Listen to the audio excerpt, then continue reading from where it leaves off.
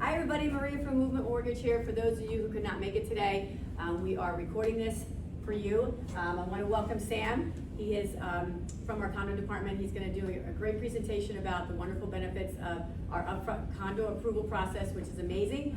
For those agents who need condo approval in the beginning and not worry about it falling apart at the end, I've done multiple loans where I approved condos up front from help of our wonderful condo department that has really helped save deals. So I'm going to let Sam take it away and tell you about all our benefits of Movement Mortgage. So thank you, Sam. Thank you, Maria. Hi, everybody. Today we're going to be talking about Movement Mortgage and how we're innovating the industry when it comes to condo space.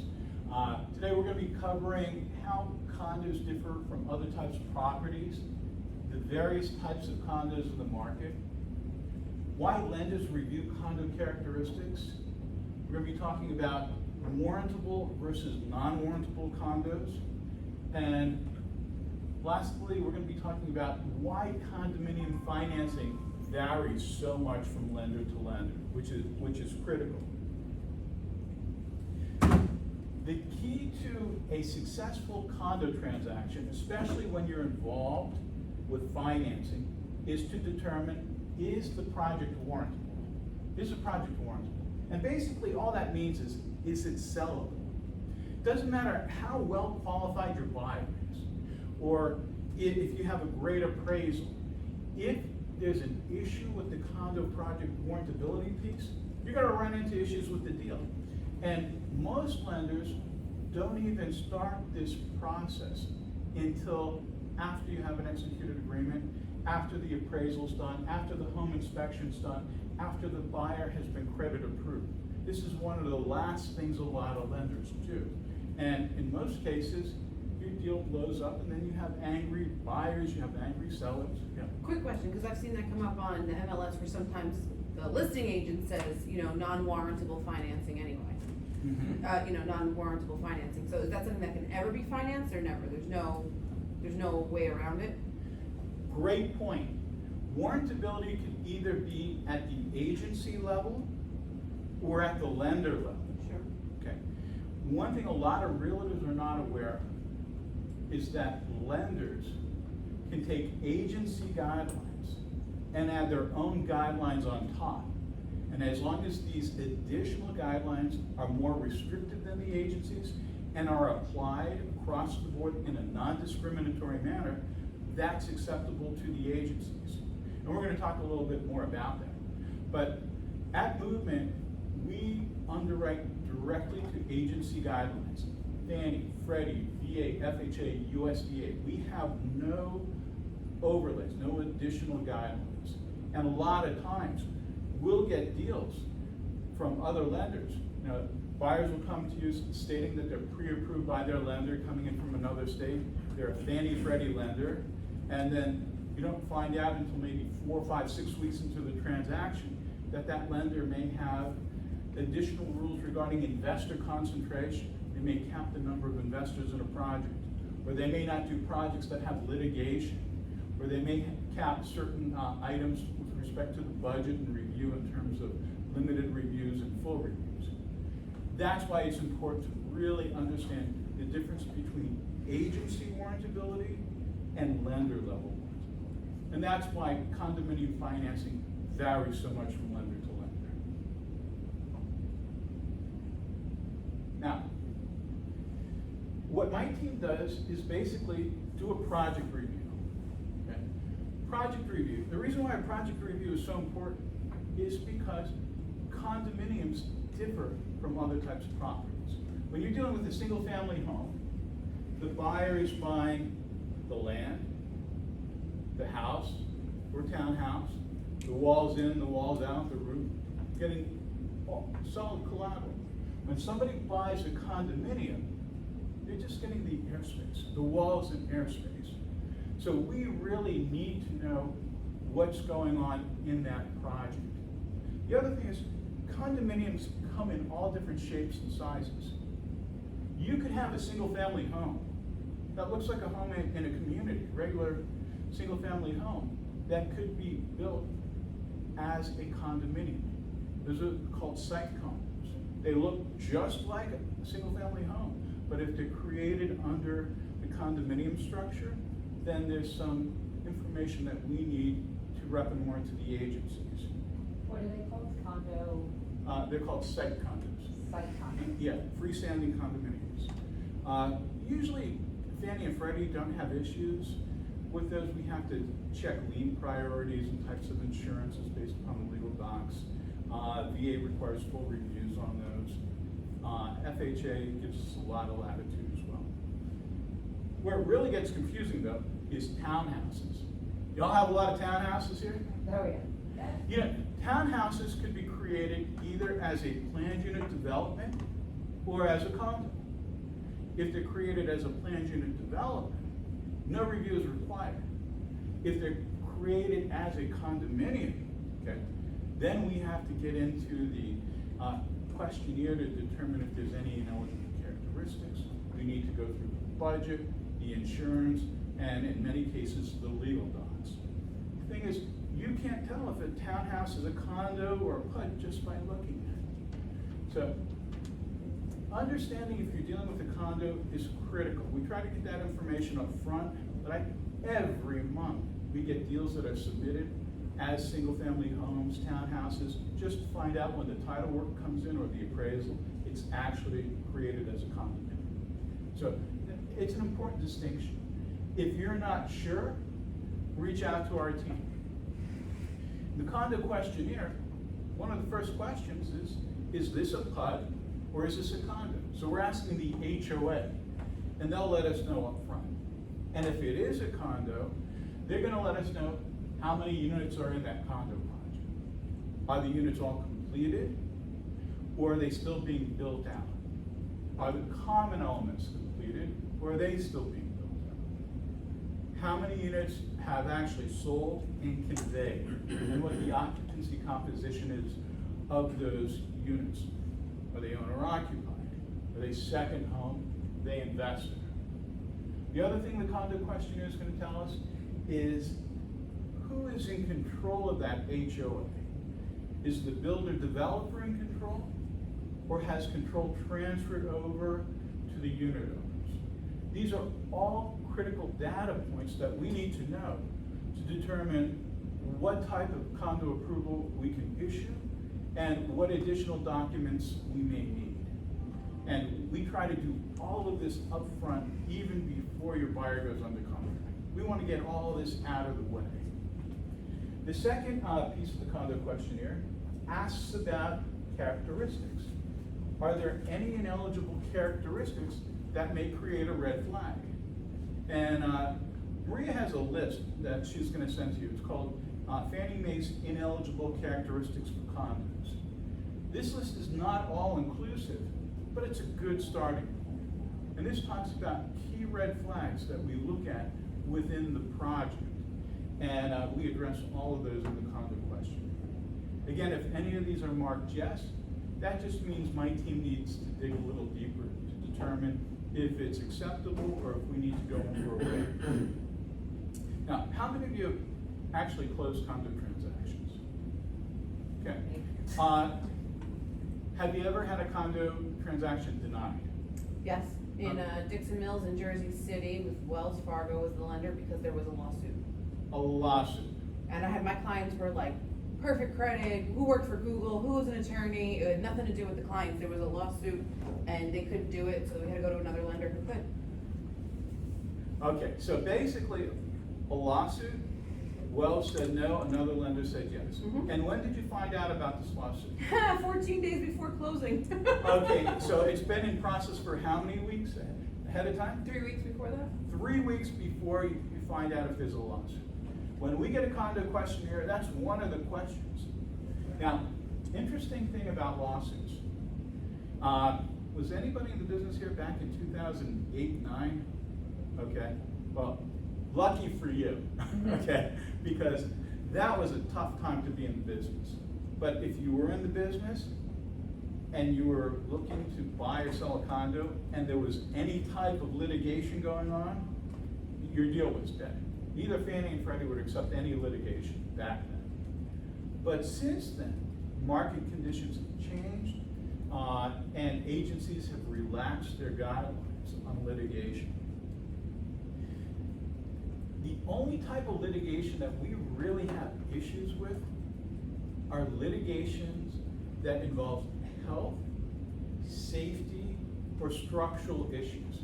Health, safety, or structural issues. Construction defect issue. If you have a condominium and you have defective plumbing, or defective roof, or defective windows, and those issues have not yet been fixed, that's a problem.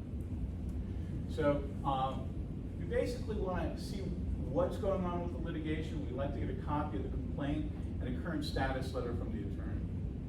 Most other types of litigation, as long as the attorney for the insurance company is representing the HOA and there's sufficient liability to cover any potential claims, we could usually do. But to your point, there's a lot of lenders out there that still will not touch litigation. Most common type of litigation that we come across is people not paying their dues. So they're being sued, okay, for foreclosure.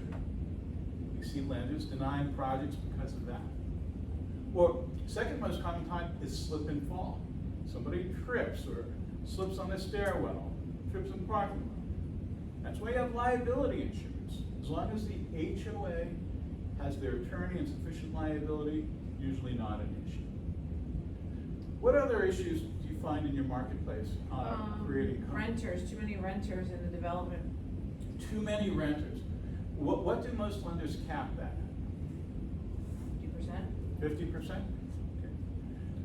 Would you be surprised if I told you, if Fannie and Freddie, if your buyer is an owner-occupied buyer or a second home buyer, they don't care how many renters are in that building. They don't care at all. But a lot of lenders do. A lot of lenders will cap that at 30, 40, 50%. And we see that every month as well. Again, that's a lender level warrantability issue, not an agency. Fannie and Freddie want us to do more owner-occupied and second home deals in projects with high investors. They want us to dilute that investor concentration, shore that project up. So we can do that. And as of 2 years ago, both Fannie and Freddie even extended that rule and said that if you have a project with a high percentage of renters and you have another renter that wants to buy in there, and you have over 50% renters, as long as your buyer is purchasing an established project and they're putting 25% down, the number of renters don't matter. Now, a lot of lenders aren't talking about that, but that rule came out. And we're turning around a lot of deals by other lenders that are denying it, simply because they don't know the rules or they don't want to have those loans in their portfolio. Okay. After the condo questionnaire, the next thing we look at is the budget. We want to make sure that the project is financially solvent, okay? Because you're buying into a common interest community. You know, there could be 10 people in that project, it could be 100, 200, sometimes 300. We want to make sure that there's enough money coming in on an annual basis to cover the operating expenses for that project for the year. We'll make sure that enough money's coming in to cover the insurance premiums and any other necessary maintenance that's required. We also want to see money being set aside for reserves. Have you all heard the term reserves? Okay. That's capital improvements and deferred maintenance. And the general rule of thumb is at least 10% of the annual assessment should be going into a reserve account. So if you have a $100,000 budget, we want to see basically $10,000. Now, there are some projects that we come across that are well managed. I mean, fully funded reserves. And the HOA says, Sam, you know, we understand Fannie and Freddie, they want to see 10%. But we have a reserve study. We hired experts to review our project and what our reserve needs are. And based upon their recommendations, we may only need 7%, or 3%, or even 5%, okay? In those cases, Fannie and Freddie will allow us to use the recommendation of a reserve study to meet the budget requirements, as long as that reserve study was done in the last 3 years. But you know what? There's a lot of lenders out there that don't care. So we don't see 10%, we're not doing it. So, budget's important for us. The only way we could avoid even looking at the budget is if the borrower is going through limited review. We're going to talk about that in a little bit. Limited review requires all the other characteristics to be reviewed except for budget and fidelity coverage.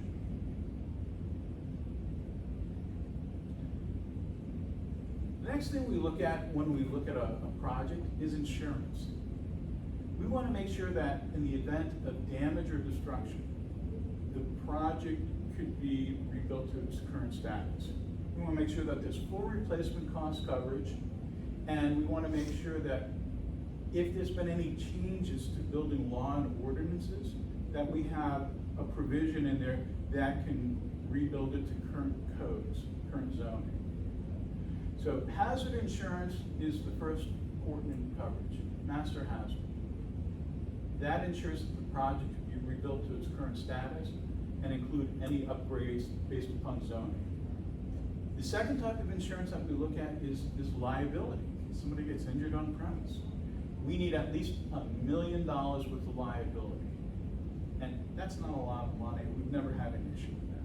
Most HOAs have a lot more than $1 million of coverage. The third type of coverage is something called fidelity. Anybody ever hear fidelity coverage? Think about it. There's a lot of money coming into an HOA. If you got 50 to 100 units and the annual fees are, $2,000 to $3,000 per unit, and then they're setting money aside for capital improvements and deferred maintenance, a lot of money is rolling through those accounts. And if you have somebody that steals that money, or is a scheme to defraud the HOA out of their operating funds or reserve account, it can create financial difficulty for them. So fidelity insurance is required by all agencies for projects that have 21 or more units. And that basically covers the HOA's money. And the last type of insurance is flood insurance. If your project is located in a FEMA special flood hazard area, ARB zone, then we need to have a master policy for flood. Okay. Any questions on this so far? Pretty straightforward.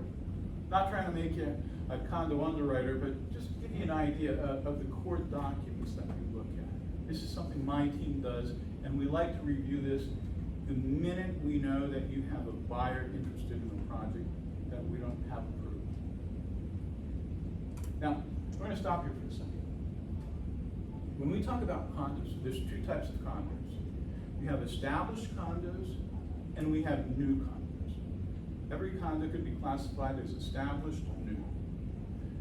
An established condo is defined as a condo that's completely built out, all the construction's done, on all the units and on the common elements. Construction's completed. 2, at least 90% of the units have been sold and conveyed in that project. For Fannie, for Freddie, at least 75% of the units sold and conveyed. And number 3, control has been transferred. Okay. So the project's completed, you met the conveyance requirements, and control has switched over to the unit owners. That, by definition, is established. Has nothing to do with age.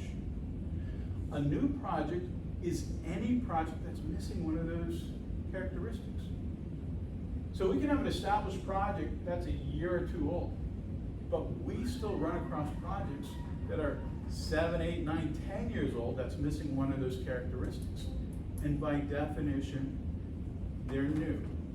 And why that's so important is because if we're dealing with an established project, this is all we need to review. the questionnaire, budget, and insurance. And within 24 to 48 hours, my team can let you know if that project is warrantable. If we're dealing with a new project, that's when we need to get into the legal formation. Yeah. Quick question, why are other companies not going through this due diligence? That's a great question, and it all has to do with their appetite for risk. We're in the condo data business, and we're in the project risk management. A lot of lenders don't want to be in the condo space, but they have to be in there to serve the client's needs, so they create certain parameters in which they will. And when we go through the numbers of projects that are approved, it'll become very clear as to why they do that. We're going to do that in just a moment. As a matter of fact, this is a great segue. This is all we do on the back end. This is just a glimpse behind the curtain. This is what my team does. Now, let's see how that impacts you guys. And let's start. We're going to talk about VA, FHA, and Fannie and Freddie. How many of you have ever done a VA transaction? New Jersey is a very VA-friendly state. We've got over 1,800s that are currently VA approved. Okay, and let me tell you, that's a great demographic, veteran demographic. You have 1,800 projects. If the projects are already on the list, we never have to go back and get new questionnaires. We never have to get new budgets. All we have to do is make sure we have a qualified veteran and we have proper insurance on the project that's on the list. Easiest transaction you'll ever do. Does the HOA ever challenge that, how many people apply, I guess, for a VA loan trying to move into this development per se? Like, I always hear there's so much people, like there's so much involved, or there's pushback, and I'm saying this from my own personal experience. So my husband was in the military as well, and this is what, several years ago when we bought, I should have paid more attention. You know, this is like very green to this business right now, but it's, for me, it's like an eye opener, because we didn't get a VA loan. I think it was like who we went through, he's not giving us the best advice, but, you know, was referring back to the HOA being so difficult. It's like they don't really like VA. Well, why not? Like, that's Who where I was wouldn't want trying to have a veteran? I mean, it's Like the HOA was a co-op, like I could see a co-op giving you more pushback, Yeah, but a co-op's condo a whole- HOA, yeah, that's a whole Yeah, different co-op's game. a whole different But beast. a Yeah. condo HOA, they usually don't care what you're financing. This and- was, yeah, so it's a townhouse. I mean, I don't know if there are like big difference between the two. I mean, except for, I mean, what is the difference? Like multi-level, like I'm just trying to, cause I feel Here's like. what the reason Yeah. is. Okay. A lot of the HOAs are under the impression, the misconception, that to get a project VA or FHA approved takes a lot of work. Yeah. Yeah, you know, all volunteers on their HOA, and it takes a lot of work, and it costs a lot of money, okay? You know, because they are usually solicited by a third-party consulting firm that's saying, okay, we'll get your projects approved, it'll cost you $5,000.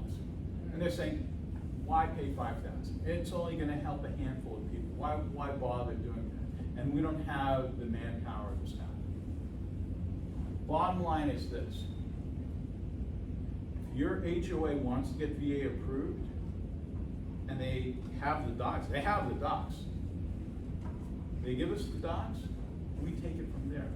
There's absolutely no cost to the HOA, to the seller, or to the buyer if the HOA provides the docs. And we typically get a project approved by VA usually in about 4 weeks if it's not already approved.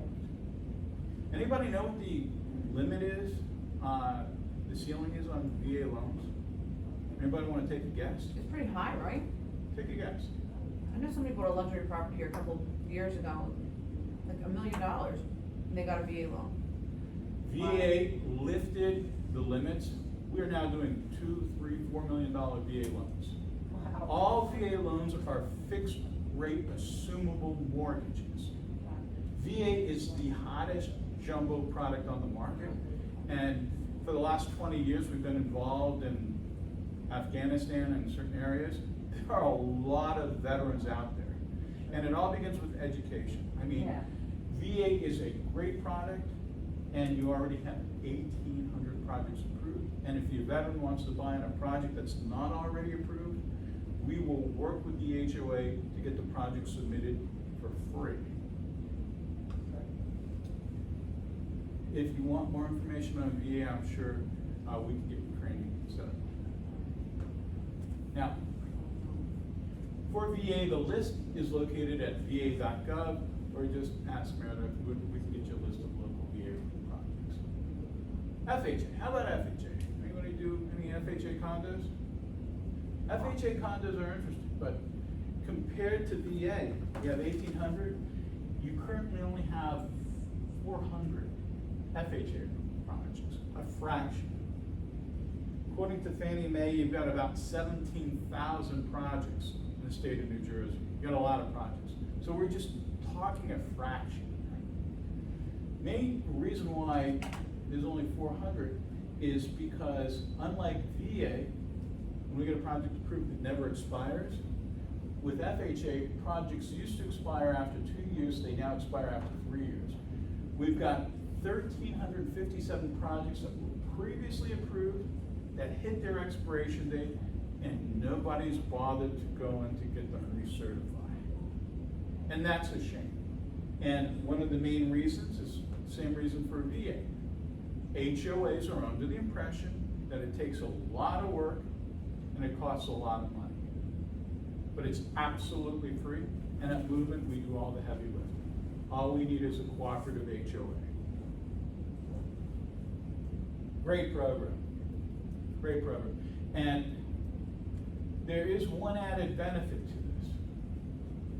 If we get FHA to approve the project, established project, that FHA approval now has full reciprocity with Fannie and Freddie for owner-occupied, second home, and investment properties. So you can market it as being eligible for conventional as well as FHA financing. Huge. A lot of lenders aren't talking about that. A lot of lenders don't like using that process, but it's out there. It's out there to help make condominium financing easier and to reduce the cost to the borrowers. Just like VA, all FHA fixed rate loans are assumable as well. Now, here's where it gets interesting. Hey Sam, just because I know there's a lot of new people in here, do you want to explain to them what an assumable mortgage is? Yeah, let's say, where are rates right now? 2%, 3%? Under 3? 2%. 2%, 3%, okay. Do you consider that high or low? Okay, low. When I got in, we were looking double digits, okay? Wow. I remember double digit, I'm an old guy, okay? So my first loan was, when I was in the Army, 13.75%, and I thought I hit lottery because the average rates then were about 17. But it's not uncommon to see 5 and 6% during, typical times. So if your borrower buys a condo and uses VA or FHA financing, we'll say VA for instance, and they have the 2.5% interest rate, they want to sell. In most condo projects, you have only so many variations of the 1 bedrooms and the 2 bedrooms and the 3 bedrooms, right? And if interest rates go back up to 5 or 6%, and your borrower has an assumable mortgage in the 2s, and the current market is 5, don't you think your borrower's unit would be more attractive than the other 2 bedrooms? Especially if the new buyer can assume that 2% interest rate.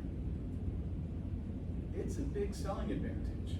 It's something that a lot of people overlook, but it's there and it makes a difference. And right now, I would love, if I was a realtor, to have a pool of clients that have assumable mortgages, knowing that they may sell them within the next 3 to 5 years. And that way, you can farm those projects and list them and market them with an assumable mortgage. Okay, when I was in the business, it was not just about the transaction at hand, it was about future transactions, referrals off that. And by having buyers, unit owners that have assumable mortgages, that's something that can help them sell downstream. Does that help? I knew, I just Okay, wanted, because you okay. said assumable a couple times, and I wanted to make sure everybody knew. Yeah, yeah, now, there is a credit qualifying piece, okay? You know, the lender wants to make sure that you are credit qualified, you know, you're not a straw buyer, you're not committing fraud. But as long as you meet the credit qualifying criteria, they allow you to assume the balance of the mortgage with the interest rate that the original buyer had. Now, let's recap. We're gonna talk about Fannie and Freddie. Everybody's heard of Fannie and Freddie, I'm sure, conventional financing. Owner-occupied second home investor. Said we had over 1,800 VA-approved projects, 400 FHA, 1,300 expired FHA.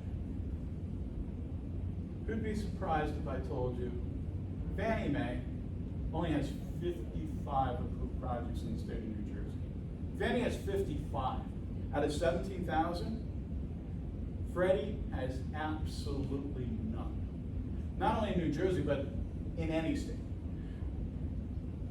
Anybody surprised by that? This is where lender discretion comes into place. Fannie and Freddie provide the guidelines for lenders, okay? Lenders can take their guidelines and determine what additional guidelines they want to add on top of it for them to approve the project for lending within their own credit risk structure, okay? There's not an all-inclusive list like VA and FHA. 55 out of over 17,000 projects. This is why working with a lender that has a condominium department that will let you know if the project is warrantable upfront is so critical to you. We want to make sure that if you have a qualified buyer and they're interested in looking at condominium listings, that those projects that they're interested in seeing are eligible for the same type of financing that they're eligible for. So this is what we do at Movement. We have something called a condo pre-sub, and it's very easy. All you have to do is, once you have a pre-approved buyer, Maria, give her the name of the condo project, the address of the condo project, and the HOA management company contact information. Name of the project, address, and contact information. We're going to check our database to see if we have project approved. We've approved in Jersey over 530 projects. So we've got a huge database of projects we've already approved. If we don't have the project currently approved, and if it's not currently on the FHA list, where we can use reciprocity, my team will go out and order the docs. Now, you know what it takes to get docs from HOA management company? You want to take a guess? Congress? No, money. Okay, they are money driven. They will give you almost anything you ask for if you pay for it. And they know that you're not aggregating data, that you have a bona fide interested buyer and there's a true listing, okay? So we'll order the docs, we'll pay for the docs, and we'll let you know within 24 to 48 hours of receipt of those docs if that project is warrantable or not. When we approve a project, that project approval is valid for 12 months, okay? Which means if you do any additional business in that project, you don't have to worry about ordering docs, paying for docs. We have it in our database. Our approvals are exclusive to Movement. No other lender can use our Fannie or Freddie project And that's a key advantage, to help you as realtors do business. Now, how many of you work with buyers?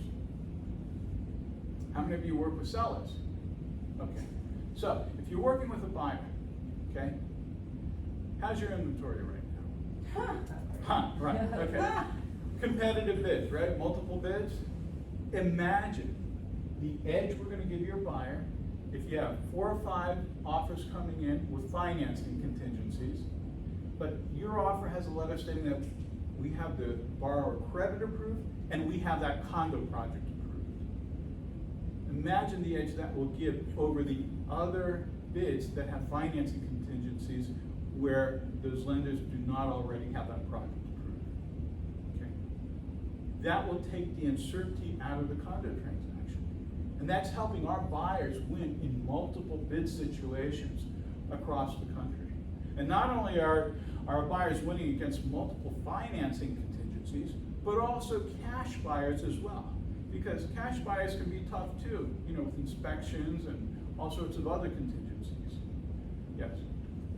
Yeah, sorry to push this point, but it does seem that if the other lending agencies are risk averse, why do they let it go to that degree of uncertainty when they could decide earlier whether they should even, you know, like why those deals that are falling apart, is it the agent that's not doing the due diligence, or is it the mortgage company, you know, like? It's operations and cost, okay? What we do is expensive. So you do it up front. We are investing. Okay, at Movement, our goal is simple. We want to be the #1 condo lender in every market we do business. In order to be successful in condo space, and I know this being a loan officer, you need to know if that project's warrantable. You need to know now, not 3, 4, 5, 6 weeks downstream, okay? Think about what happens. Your buyer has to have the winning bid. Then they have to spend money for inspections and appraisals and credit reports. They get all excited. They start planning their move. The seller starts planning, okay? Everybody's all excited because the appraisals come in and the buyer is credit approved. And then you get a letter from the lender stating, oh, there's something on the condo questionnaire regarding litigation, or there's something on the budget, or something on the insurance. Everybody's angry, everybody's mad, okay? What we do is, we do this up front. We want to know that when your buyer places that offer, we can get that project, that loan, cleared to close within 7 days. Doesn't mean they have to close, but we want to take that risk out of the equation. We want to provide certainty. Bottom line, if you have a happy buyer and a happy seller, you're going to get more referrals, right? If we have that project approved for 12 months and you work with sellers, not just buyers, you can now farm those projects by stating that your lender has that project approved. Remember, Freddie doesn't have any list of approved projects. Fannie has 55 in the whole state. So that would be part of your pitch, why sellers would list with you and not the other lenders. It gives you an edge. And that's what we want to do. We want to partner with you. We want to help you do more condo business. Any questions? You think this will help you do more business? I love the idea of farming it once it's approved. Right? Yeah. And if we find something out about that condo project, and you have a 3 or 5% down buyer, and we can only do 10%, you just saved a lot of time and angst on that transaction. You now know you can market that product, but to a buyer that has 10% down. Okay? Or if it's truly non-warrantable, we have non-warrantable products. But that buyer didn't waste a lot of time, neither did that seller, and there wasn't a lot of money wasted. And you guys look like heroes. Any questions? Okay. Well, I just want to reiterate a couple things. Number one, when I came on to Movement, I came from a big bank that these deals fell apart all the time. Wells Fargo was one of them. And the worst thing in the world is to disappoint your buyers as an agent, as a loan officer, when it's not in your control. So That's one thing that really upset me. So when I came to Movement to do the upfront underwriting we do, and to find out, to do upfront condo approval, no lender I know does this. It's unbelievable. It has helped me save deals. I've had agents come here who, it fell apart, and for whatever reason, something like we talked about, and sometimes we can put 10% down and still approve it. I had a condo situation, they dropped the ball with an agent here. They came to me. We actually already had the condo association approved already, and I just picked it up and closed it in 2 weeks. So this process, and besides the fabulous communication between these people, when I'm trying to get things done, like I just literally say, can you help me? Can you find this for me? I don't have this information. I've never seen customer service like this, and to have this is huge for you guys. Like, so any condos, you know, come to me. I mean, I can reach Sam anytime via text, email, the team itself. It definitely gives you guys a heads up. If you guys are looking to, you know, your buyer's looking at a condo, call me, say, Maria, any chance this is approved by you guys already? If not, we do the pre-submit. I literally can pre-submit, get a condo association approved for free, and if they don't follow through, we do not charge them. They only get charged for that if they end up closing on that deal. Nobody does that. The money we put out to assure that a transaction goes well for you guys is unbelievable. So I'm very, very proud of it, and he's very, to me, like, what they do is very special, and I don't know anybody who does it. So I thank Sam for coming out, and if you guys need me for anything we do with mortgages, let alone condos, please reach out, okay? Thank you. Any other questions? All right. Thanks, Hope you guys Thank enjoyed the you. class. Thank you. Those of you watching from the recording, bye. Thank you so much. You're welcome. Hi, guys. You're not coming to class, right? No, they're coming for my new agent. Okay.